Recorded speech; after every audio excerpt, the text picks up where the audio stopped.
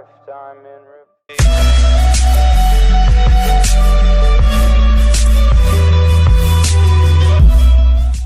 Hey guys, my name is DELI-CAST 54 and welcome to my interview with Chris Edgerly. Before we get into the video, I just want to say another big thank you to Chris for coming on, taking out the time to do the podcast with me. And I also want to say that this is obviously just a kind of highlight reel of the whole podcast itself. I'm going to be trying to get the whole podcast out on Spotify, and I will let you guys know when that is. If you want to know exactly when it's out, go over to my Twitter, which the link will be in the description, and give me a follow, and I'll let you know on there as soon as it's out. But it'll also be in the description of this video as and when I am able to get it out on Spotify or some means like SoundCloud or something. So when it's out, I'll let you guys know on Twitter and also in the description of this video. Hope you enjoy the rest of the video. Hello. Hello. So, did you get to hear me saying goodbye to my mom? I didn't know. Okay, because I was joining and I thought, yeah, I think I might have already joined. And I was saying goodbye to my mom because I, called her for Mother's Day, which I hope you have done as well. Our Mother's Day was 2 months ago, actually. Ours was back in March, so we had a nice day in because it was right at the beginning of lockdown. So yeah, here I am thinking American Mother's Day is just the same worldwide, but no, it's not exactly how it works. So, all right, cool. Well, yeah, I got a few minutes for you. Brilliant. Well, I mean, I just want to start by saying thank you for coming on, taking the time out. As soon as I asked you and you said that you would, it was amazing. So I really do appreciate it. Yeah, no worries. I get the occasional request from either a gamer or a fan of the game or something like that. And what it boils down to is, if we can figure out the logistics of it, great. Some people don't have that much figured out, or they're not good at communicating, following up. And in other cases, it's something we can figure out pretty easy. So there you go. Well, I really appreciate it. So yeah, sure. Yeah, the two vocations kind of they went hand in hand for me, even when I didn't know it, because in the beginning as a kid, I was always doing voices to amuse my brothers, and then I did it to amuse my friends. And so this sort of, lather, rinse, and repeat over the next, 15 years. And then in college, a friend of mine said, you should seriously consider becoming a comic. You're really funny with this stuff. I didn't do anything about it until I went away for school, because I spent the first 2 years at home doing a local college. Then I went away to a big University of Georgia. And then my senior year, I had already done drama. I was a drama minor. So I had done a couple of plays, and I thought I really enjoy being in front of an audience and performing and being part of a crew. And one night, one of my roommates came home, and we were living in an off-campus apartment. We were all seniors. And he said, hey, one of the guys in this journalism club I'm in, because I was also a journalism major. He was a journalism major. And he said, one of these guys is also he's in a comedy club they started, not a brick and mortar club, but just a club of people that meet, and they do shows once a month. They're going to meet tonight. You ought to go meet with them. I said, okay, sure. And so I went and met with them. It's just a bunch of guys sitting in one of the meeting rooms they'd give you on campus. And they said, yeah, we're doing a show tomorrow night. You can come out and do some stage time if you want. I thought, okay, sure. And I had some half-assed bit of material based around impressions. And I did that with some observational stuff. Got a really good response. So I started pursuing stand-up. We would do the shows once every 3 weeks, once a month. And after about a year of that, I was graduated. And then I went home and found the local comedy club and got into their open mic. And pretty soon they were giving me regular MC work. So it was paid MC work. And then I finally said, okay, I need to get out of Savannah, Georgia, which is my hometown. And I got into an apartment in Orlando with one of my stand-up buddies in college. They said, let's go down to Orlando together. Because I originally wanted to go straight to LA from Savannah, which would have been, I believe, an unmitigated disaster. Would have been just horrible. Because I didn't know anything, and I didn't have nearly the self-knowledge or self-confidence I would have needed to navigate what LA is, which is a shark tank, an absolute shark tank. Orlando is a pond. It's a little pond full of some guppies and smaller fish. And I did fine there. I progressed at the rate I should have progressed, made all the mistakes I was due to make. And while I was busy doing stand-up, here's how easy it is, or it was in 1993, 1994 to get an agent in Orlando. I opened up the phone book and I said, okay, it was actually about probably 6 months after I had moved. I said, okay, I've been doing this stand-up for about 6 months now or so, give or take. I'm working regularly. I'm still doing a day job, or I have to wait tables occasionally, but I'm making ends meet. So I would like to see if I can get the on-camera acting going too. And I literally opened up the yellow pages to talent agents. And I just picked one that was in a neighborhood that I thought was a nice neighborhood. And I thought, well, if they're in a nice neighborhood, they must be making some money to afford that lease. And so They must be okay.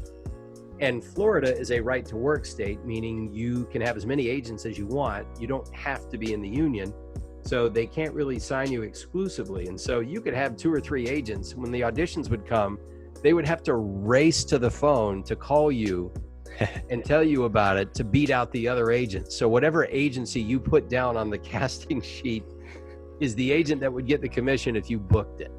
Right. So you could cold call an agent. I cold called an agent. One of the agents answered the phone. I chatted with him and said, hey, yeah, I'm a stand-up comic and I did some acting in college, and I'd like to get into acting here. How do you guys take on new clients? And he says, well, he chatted with me for a minute. He says, all right, come on down to the office like next week, and I'll chat with you for a little bit. So I sat at his desk, chatted with him some, and he said, okay, here's a monologue. Take it home. Come back. I can't remember if he said it was next week or the next day, but I came back, I did the monologue, and he says, okay, I'll work with you. And the very first audition I went on, I booked it. And I thought, oh, well, this is easy. But it wasn't. It was a fluke. Advice for anybody that is starting in a small market: don't be afraid of the time you're spending in a small market taking time away from you being in the big time. You don't need to be in the big time if you're starting out. You need to be in an environment in which you feel comfortable enough to trust whatever talent and craft you've built. And if you're on a big stage with a lot of competition, I have a feeling that's going to give you more nerves and self-doubt than perhaps you're ready for. And in my case, it was exactly the right thing for me to do. Some people can throw themselves onto the stage with no advance notice and they just rise to the occasion. So it's, long story short, too late. It's a long journey punctuated by a few really important opportunities that I managed to successfully seize upon. In the trailer, that is not me.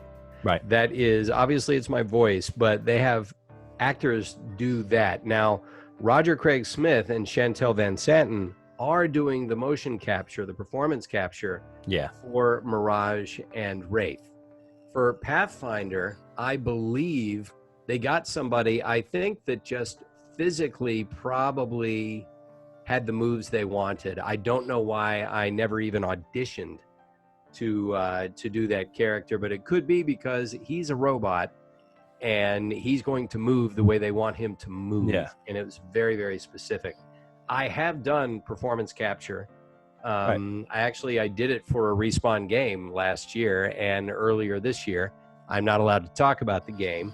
Obviously. So when it is announced, it'll be announced later this year. I'll be able to talk about it. Brilliant. But, so I got a couple of questions from some people that I put out a video a couple of days ago, just saying, if there's any questions, please put them forward. Yeah, sure. So I just got a couple of quick questions. So I've got Enza Danino, has asked, what are the differences that you found with voice acting for like gaming versus TV, and which one do you prefer? Good question, Enzo. Thank you. There are two main differences. One of the differences is that voice acting is different writing-wise. Even if it's following a traditional narrative arc, you're not going to experience it in the way that you would watching a TV show. A TV show is entirely passive, whereas with a video game, you're interacting with the story and the characters in the story. So much of your dialogue is like what you hear in Apex Legends. You're pinging stuff. Door over here. Grenade! Incoming! You're just getting across information. It's entirely expository. And so you're given a script that looks like that almost looks like a bullet point presentation or a PowerPoint presentation. It's just a page with 50 single lines of dialogue, and you've got pages and pages of it, and you've got to deliver information as the character, but it's pure exposition, one sentence at a time, sometimes one word at a time. No TV writer would dream of inflicting that upon an audience. But in a video game, that's fine. You need the information. Yeah. And then, of course, you get these passages in the game that are treated almost exactly like they're a film or a piece of animation or a TV show. They're acted exactly in the same way. You've got a character, they have a motivation, there's a story you're imparting. So that's the one way.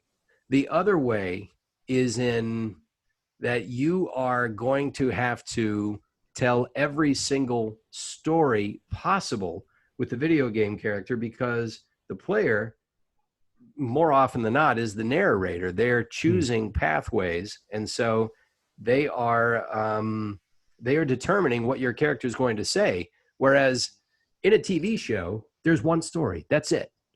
Unless it's Bandersnatch on Black Mirror, where you get to keep choosing different stories, you're shooting one story and that's it, or you're recording one story. All the other alternatives, the writer already dealt with and said, nope, I'm jettisoning those. I'm going with this one story. So in a video game, you've got to tell every story that the character could possibly choose as far as that expository dialogue. Now, they do shoehorn you into one overarching narrative, but in the process, you could stop. You could go down this corridor instead of that corridor. You could ask a character multiple questions. So you've got to cover so much more dialogue in a video game than you normally would with a TV show. So you've got to have, this is stamina to it that, you just sort of build up over the years. Yeah. So which one would you say that you would prefer out of the two? It actually depends on the project. I've done animation for TV shows where I was there much longer than I should have been, either because we just hadn't quite figured out what we wanted the character to be, or because the director just wasn't sure what they wanted, and it became kind of drudgery. Whereas I've done video games where I'm in and out fairly quickly because it's an ongoing game and they don't need you to do everything at once. It's right. Like, I've got a record session coming up for a new season of Apex. All the actors do, because every season you do new stuff. I can't tell you which season it's for, and I can't tell you what I'll be saying, but it's not going to be a long session. There's only so much stuff they can have Pathfinders say for that particular day, because they've got so much already covered. I don't need to say Mozambique here again. I've done it. They've got that banked.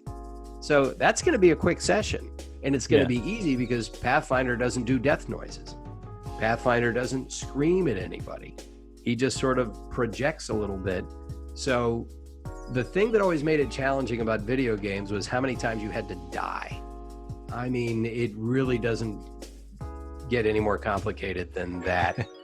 I had to, for one of those Lord of the Rings games, I did 2 hours in a row of death noises, and my head was throbbing at the end, and I thought, this is actually kind of hard.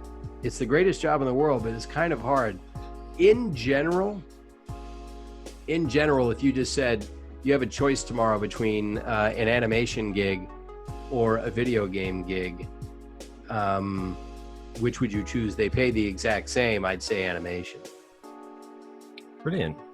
Well, I've got another question, which is from Daniel Haynes, and he has asked, what game franchises or big upcoming games would you like to be a part of? Well, hi, Daniel. We voice actors are like anybody else. We like to work. So one job isn't necessarily just like the next, but we love to work and we love to do as varied we like to engage in as varied a field of work as we possibly can because it's fun. So I would think I would love to do another first-person shooter that is like Apex that has an ongoing story.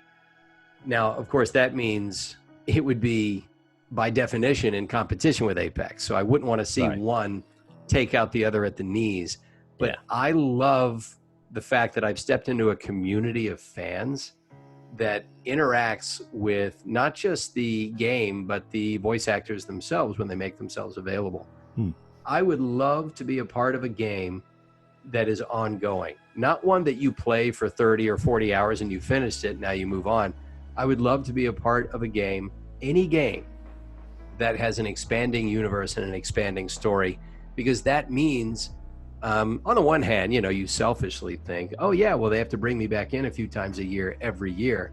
Yeah, from a work standpoint, that's nice. Yeah. But I actually, as a streamer, I love to play the game and interact with fans while I'm doing it. And I love doing it with Apex, but I would love to do it and see what other fans are out there in other game universes. So any game that gives me a chance to interact with its community, I'd be very happy to do. I'm kind of all out of questions. I have one more that is from a good friend of mine, Aidan Muirs.